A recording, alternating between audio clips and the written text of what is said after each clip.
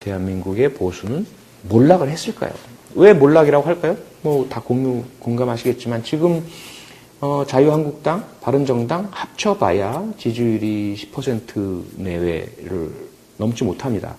대선 주자는 더 참담하죠.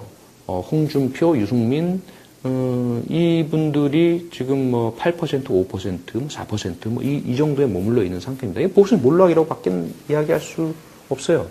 거기에다가 그 박근혜 전 대통령의 그런 그 탄핵과 검찰 수사 여기에 대해서 보수라고 내세운 사람들은 친박, 거기 친박 집회 하고 박근혜 지키자 이렇게 나서는 사람들의 그 모습과 그들에 대한 국민들의 정서 반응 이런 것들을 보면 보수는 몰락했습니다. 당연히. 왜 몰락했을까요? 앞서 설명드린 것들을 좀 기반으로 말씀을 드리면 첫째로 보수의 힘과 장점은 존재합니다. 이건 우리가 뺏기가 힘들어요. 원래 보수에는 그게 있는 거니까. 고령화 우리가 바꿀 수 없잖아요. 북한의 위협, 기울어진 운동장, 여전히 방송, 언론, 국가기관, 국정원, 검찰 이런 곳은 기득권층이며 보수 편일 수밖에 없어요. 여전히 보수의 힘은 건재합니다. 그런데 문제는 보수의 약점과 단점이 극대화되는 상황에 처해 있다라고 볼 수 있는 거죠. 보수의 약점, 단점 뭐라고 말씀드렸죠? 부패와 타락, 박근혜 게이트로 완전 극대화됐죠. 그리고 앞서 말씀드렸던 방심과 오만. 이들이 너무 오랫동안 북풍, 종북머리, 메카시즘, 색깔론, 그리고 권력남용, 국정원과 뭐 검찰 동원하면 웬만하면 뭐 반대파들 다 잡아놓고 이런저런 명분으로 진압이 가능하니까 너무 쉬웠던 거예요. 그래서 막내 던지고 돈 먹고 지들끼리 인사 전행하고 국가를 완전히 농단을 해버린 거죠. 방심과 오만의 어떤 그 이 단점이 극대화된 상황이고요. 그래서 건드리면 안 되는 다수 군중 99%를 건드려 버렸어요. 분노를 촉발시켜 버렸습니다.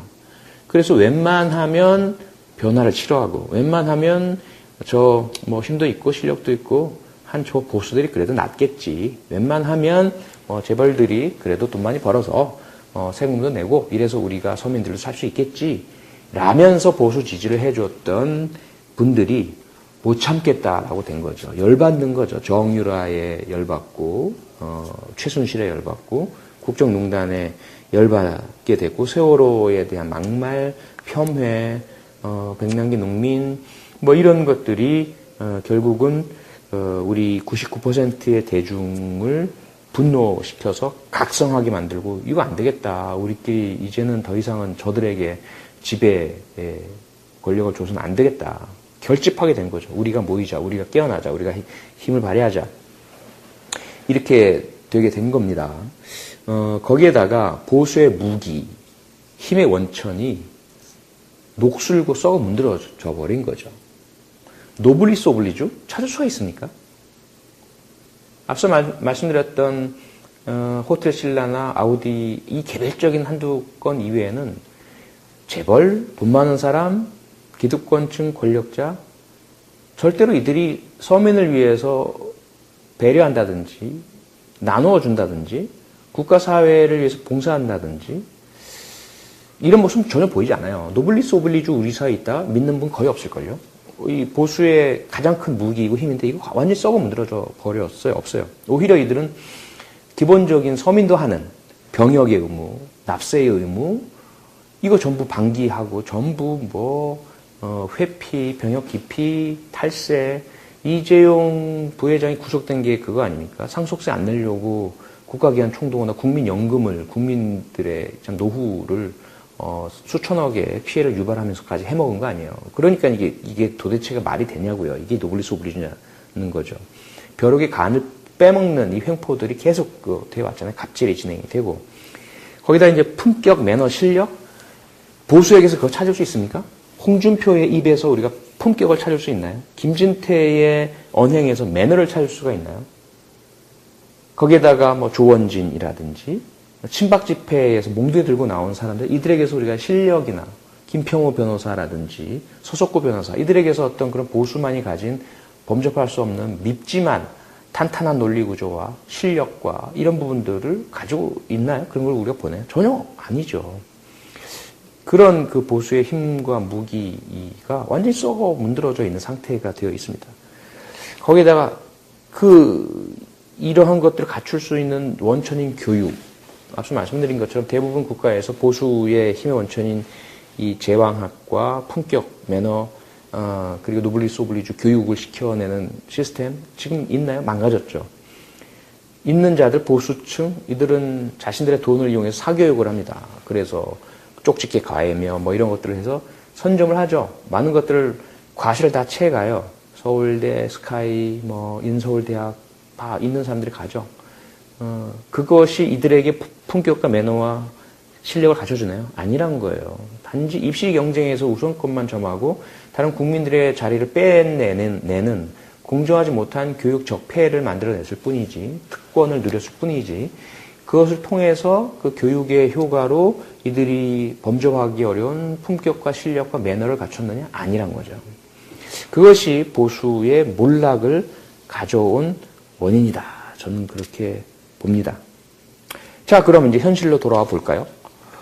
그러면 보수는 강구하고 고령화로 인해서 많은 분들이 현존할 수밖에 없다. 그리고 보수적인 생각과 기대, 희망을 가지고 안정을 희구하고 현 체제가 잘 유지되길 바라시고 특히 북한의 그런 존재 위협 앞에서 위험한 진보에 대한 불안감을 가지고 계신 분들이 분명히 있어요. 상당수가 계십니다. 그럼 그분들은 어디로 가 계시냐? 왜? 어떻게 이동하고 계시냐? 4가지 정도로 제가 분류를 해봤습니다. 첫째, 안철수 앞으로. 안철수 후보가 갑자기 뭐 11, 2%, 3위 정도 4위, 막 3, 4위에 머물다가 갑자기 2위로 치고 올라오면서 30%를 넘어섰어요, 지지율이. 안철수 앞으로 현상이 발생한 거죠. 보수층이 대부분입니다. 언론의 분석을 보면 새누리 지지층, 박근혜에게 투표했던 사람들 대부분이 옮겨왔어요. 안희정 후보를 지지했던 보수적인 사람들도 안철수에게 온 거죠. 왜 안철수 앞으로 왔을까요? 안철수 후보는 보수인가요? 보수라고 자기가 내세운 적은 없단 말이에요. 혁신, 개혁, 진보적인 것인 것처럼 늘 새정치 주장하고 해왔죠.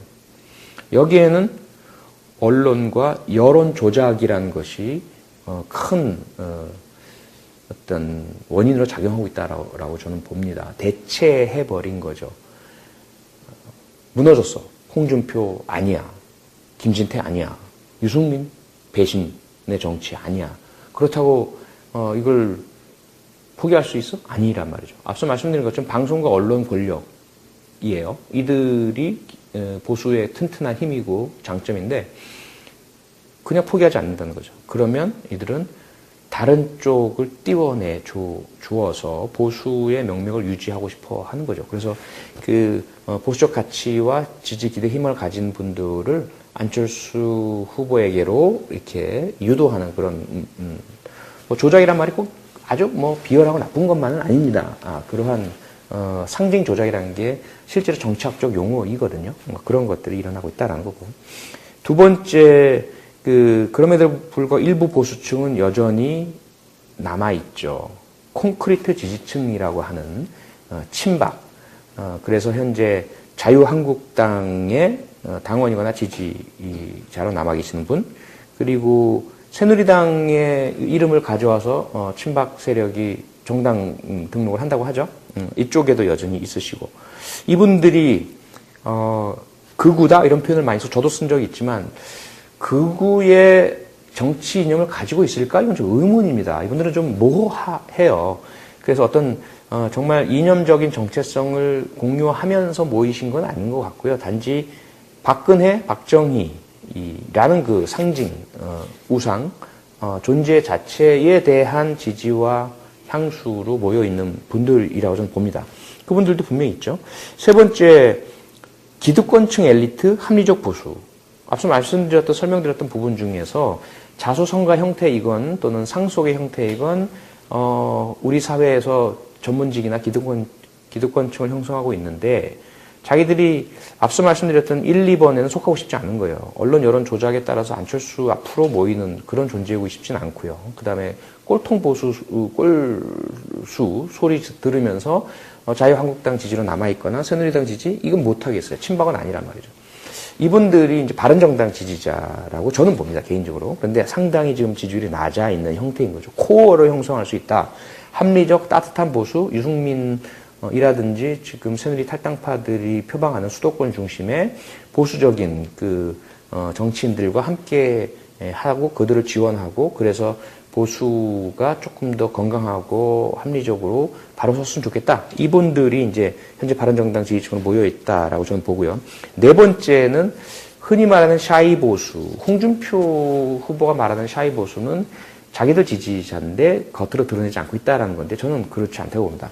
여기서 제가 보는 샤이 보수는 뭐냐면 앞서 말씀드렸던 보수적인 성향을 가지신 분들이에요. 본인들이 기득권층이 아니라고 하더라도 노동자층, 서민층이라 하더라도 기본적으로 체제 안정, 변화가 아닌 유지, 그리고 특히 북한의 이슈 앞에서 안보 중시 이런 것들을 지향하시는데 혼란스러우신 거죠. 근데 저런 친박의 어떤 극단적인 모습은 아니고 난 거기 속하고 싶지는 않은 거예요.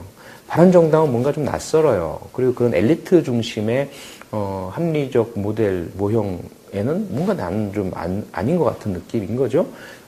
거기다가 안철수 앞으로 가기도 조금 꺼려져요. 안철수가 국민의당 하고는 자기는 좀 잘 안 맞는 거죠. 이분들이 관망, 잠재, 혹은 은둔이라고 그럴까요? 지금 나타나고 있지 않은 거죠. 쭉 빠져 계신 거예요. 그동안은 자랑스럽게 새누리당, 박근혜, 그리고 보수, 그래서 자녀들이나 젊은 사람들한테, 너희들 잘못 생각하고 있다. 당당하게 나서셨던 분들인데, 이분들이 이번 국정농단 사태로 인해서 상당히 좀 충격을 받으시고, 흔들리시고, 일단, 귀찮아.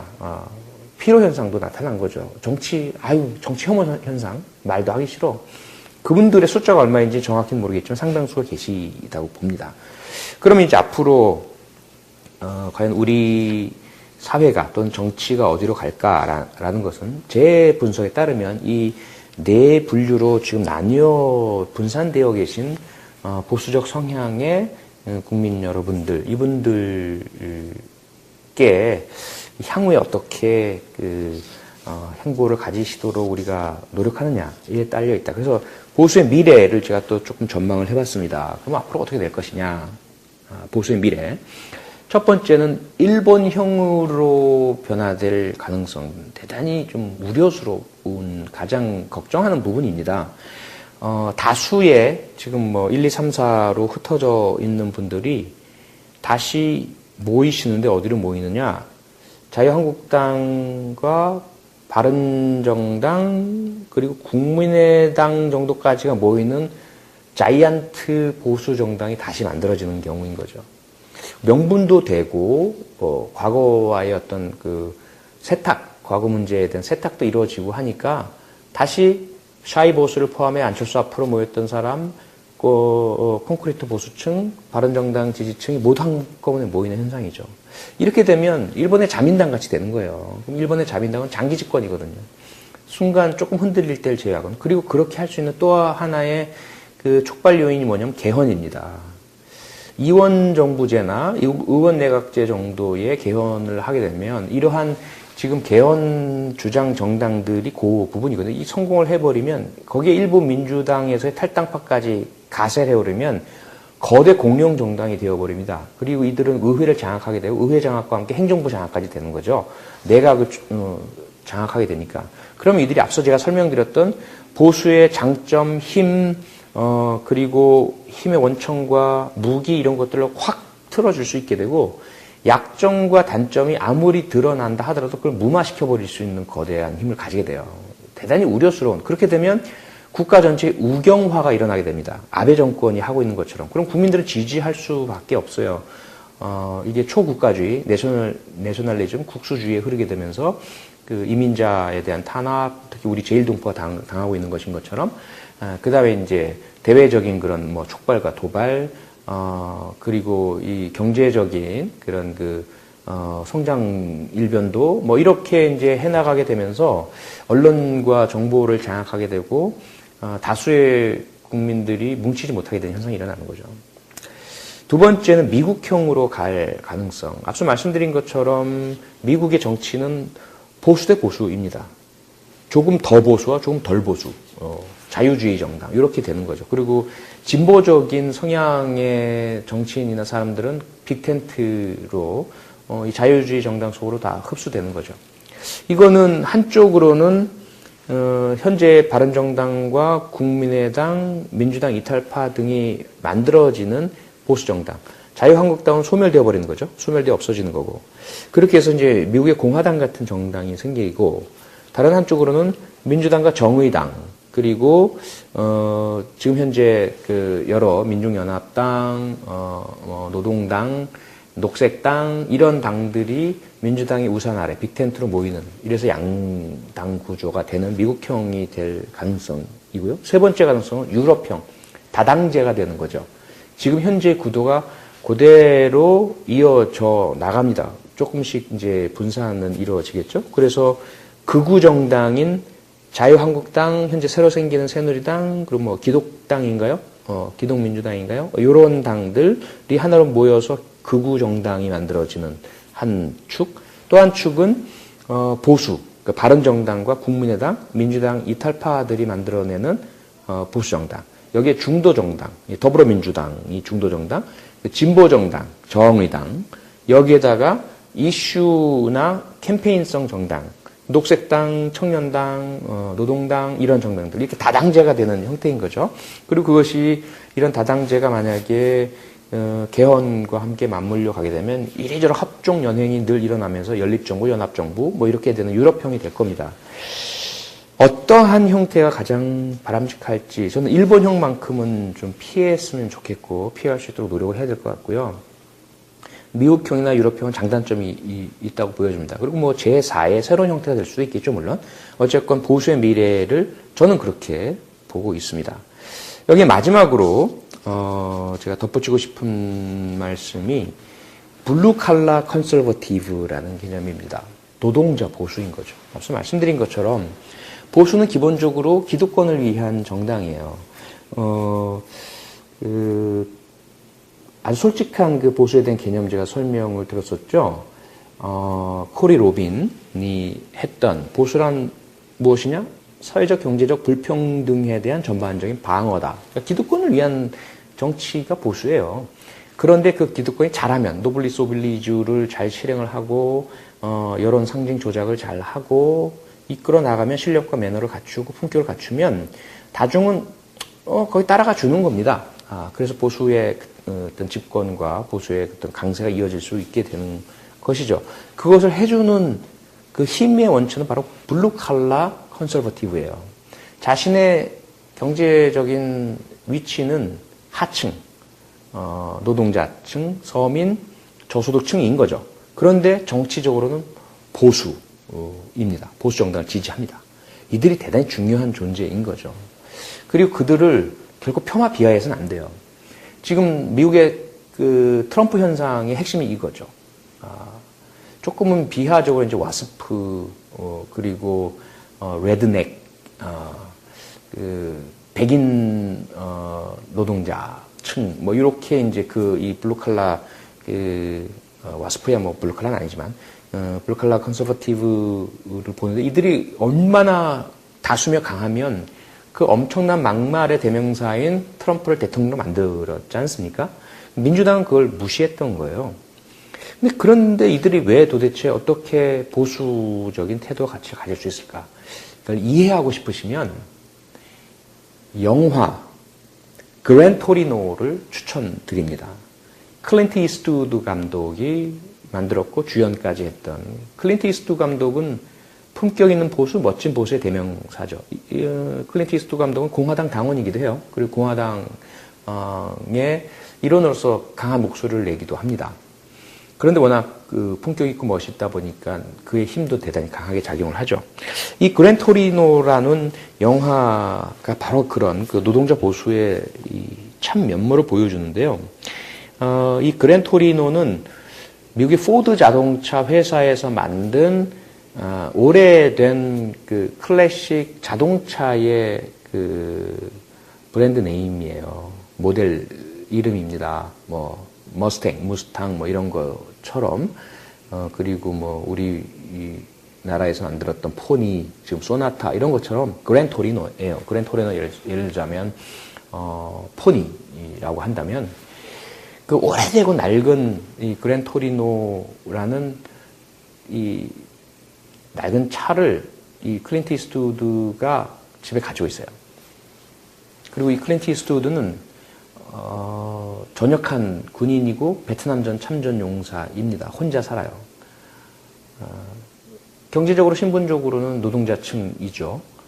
그런데 그 앞서 말씀드린 것처럼 체제가 잘 만들어져 있는 미국에서는 성실하게 오랫동안 포드 자동차의 공장 노동자로 일해 오고 참전 용사이고 하는 것들이 모여져서 집도 가지고 있고 살 만큼 살아요.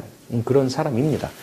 거기다 이제 총을 소지하고 있고 성조기를 국기를 매일 집에 달고 있는 이런 모습인 거죠.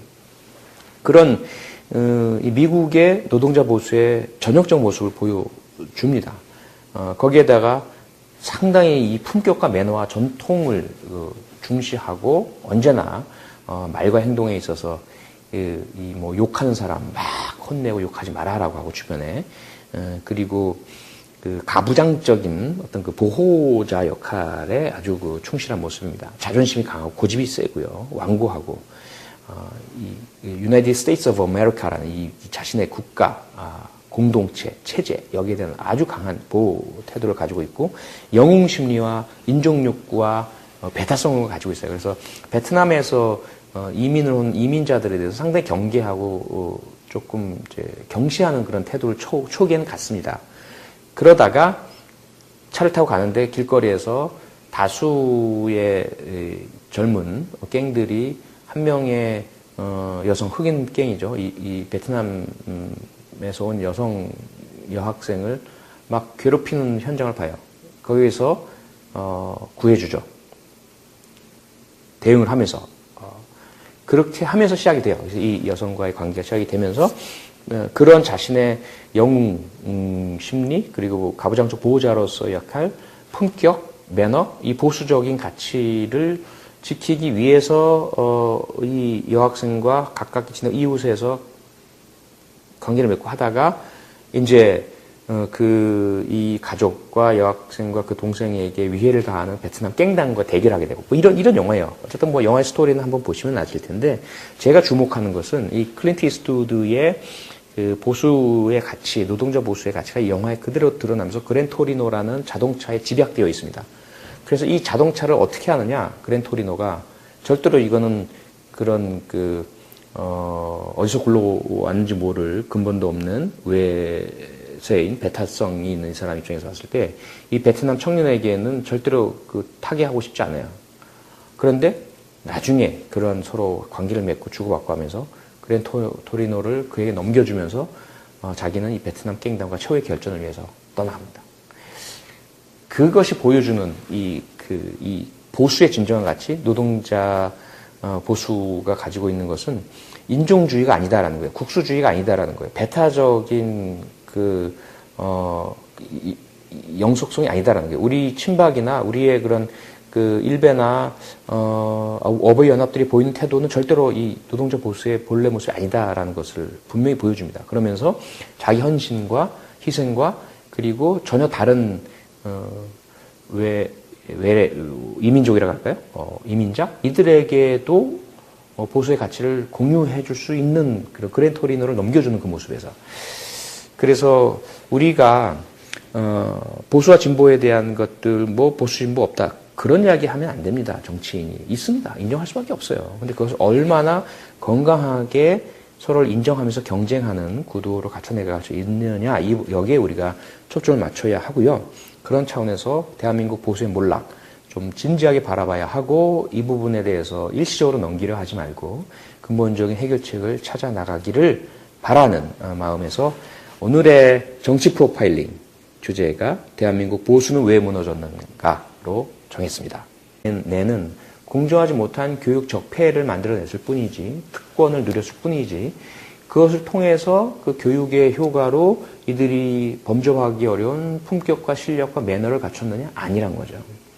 그것이 보수의 몰락을 가져온 원인이다. 저는 그렇게 봅니다. 자, 그럼 이제 현실로 돌아와 볼까요?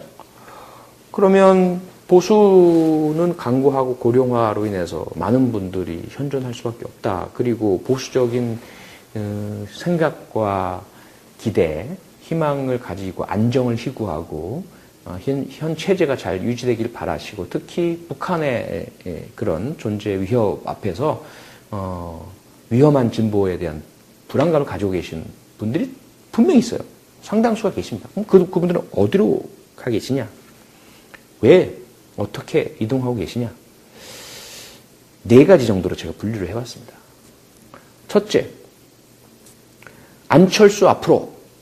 안철수 후보가 갑자기 뭐 11, 2%, 3위 정도 4위, 막 3, 4위에 머물다가 갑자기 2위로 치고 올라오면서 30%를 넘어섰어요, 지지율이.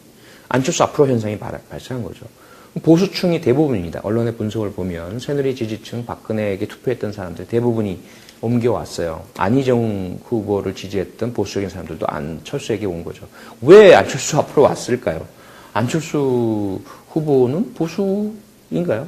보수라고 자기가 내세운 적은 없단 말이에요. 혁신, 개혁, 진보적인 것인 것처럼 늘 새정치 주장하고 해왔죠.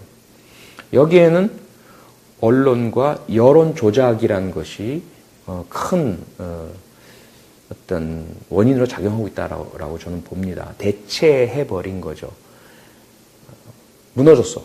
홍준표 막내 던지고 돈 먹고 지들끼리 인사 전행하고 국가를 완전히 농단해버린 거죠. 방심과 오만의 어떤 이 단점이 극대화된 상황이고요. 그래서 건드리면 안 되는 다수 군중 99%를 건드려 버렸어요. 분노를 촉발시켜 버렸습니다. 그래서 웬만하면 변화를 싫어하고 웬만하면 뭐 힘도 있고 실력도 있고 한 저 보수들이 그래도 낫겠지. 웬만하면 재벌들이 그래도 돈 많이 벌어서 세금도 내고 이래서 우리가 서민들도 살 수 있겠지.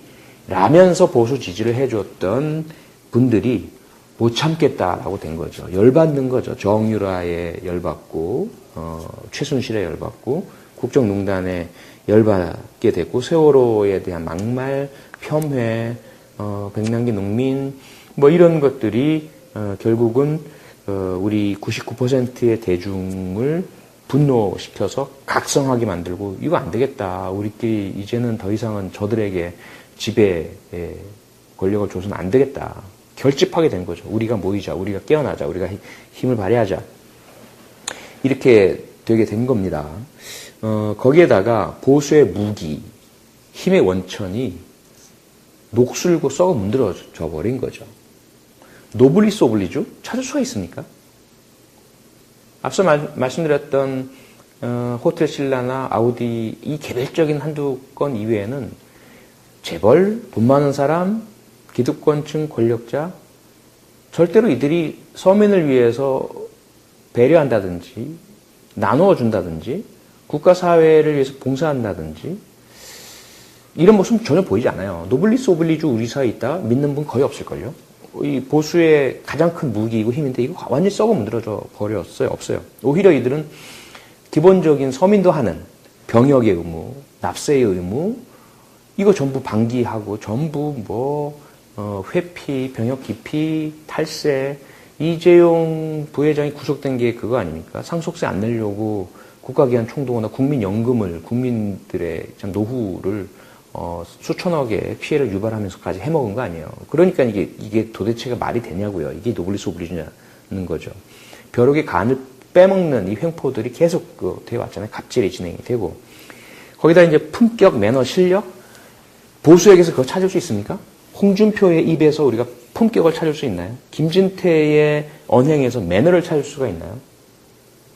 거기에다가 조원진이라든지 친박 집회에서 몽둥이 들고 나온 사람들 이들에게서 우리가 실력이나 김평호 변호사라든지 서석구 변호사 이들에게서 어떤 그런 보수만이 가진 범접할 수 없는 밉지만 탄탄한 논리 구조와 실력과 이런 부분들을 가지고 있나요? 그런 걸 우리가 보나요? 전혀 아니죠.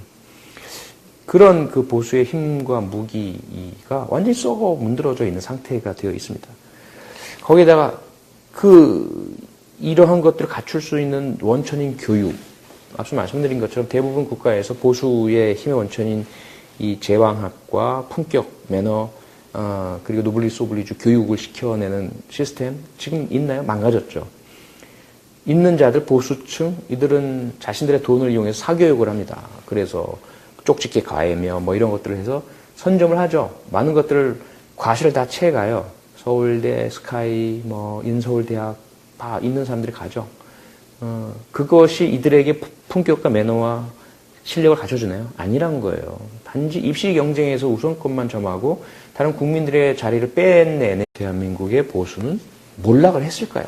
왜 몰락이라고 할까요? 뭐 다 공감하시겠지만 지금 자유한국당, 바른정당 합쳐봐야 지지율이 10% 내외를 넘지 못합니다.